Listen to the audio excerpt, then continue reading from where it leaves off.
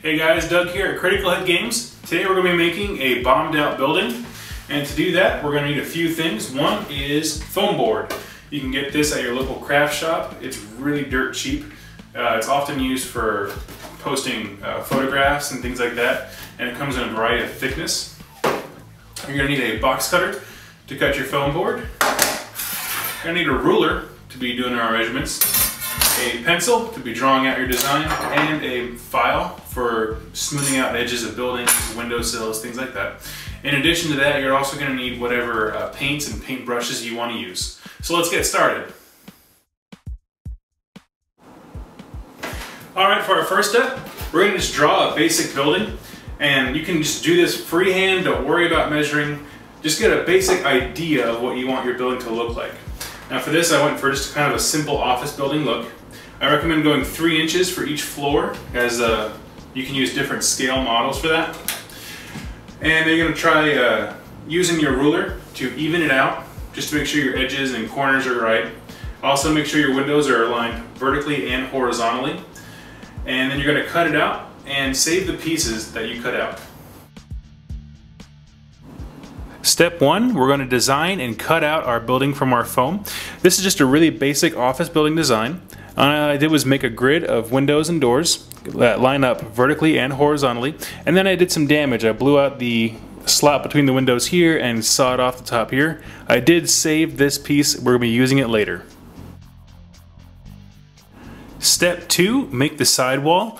This has the exact same dimensions as far as height and width go for the other wall. However, I wanted to mix it up. I added a service door for like a truck loading ramp.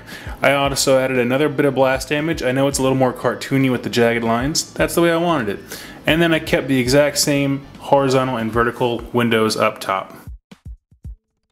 Step 3, take some of those window tiles that you had cut out and start cutting them vertically into smaller squares. Essentially you'll get a whole bunch of little pieces like this. We're going to be using these as the window ledges.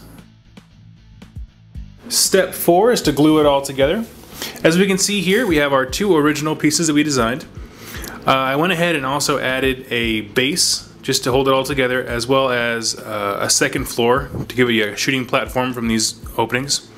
I also took this corner that we cut off and I put it on the bottom here. And this way we have 3 walls instead of 2.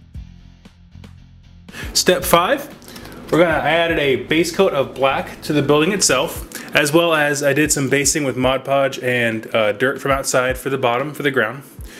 And now I'm going to go ahead and skip to where I already have mine fully painted. I'm skipping because I want you to be able to create the building that you want with your own colors and own style. So I'll show you my final result and we'll see what it looks like. So I'm going to show you what I worked on for my local hobby shop. As you can see, I went ahead and went with a gray theme. A lot of our buildings have that. I also went and patched up the groundwork with some black spray paint to make it look all dirty and gritty. On the outside, I boarded up the windows with popsicle sticks and just gave them some earth shade to darken them. I also went and did a little more spray paint on the blast areas to give it more of a darker look. And that's it. There's a lot of things you can do with a building to make it look very personal, very original. Anyway, this has been Doug at Critical Hit Games. Stay tuned for more tutorials.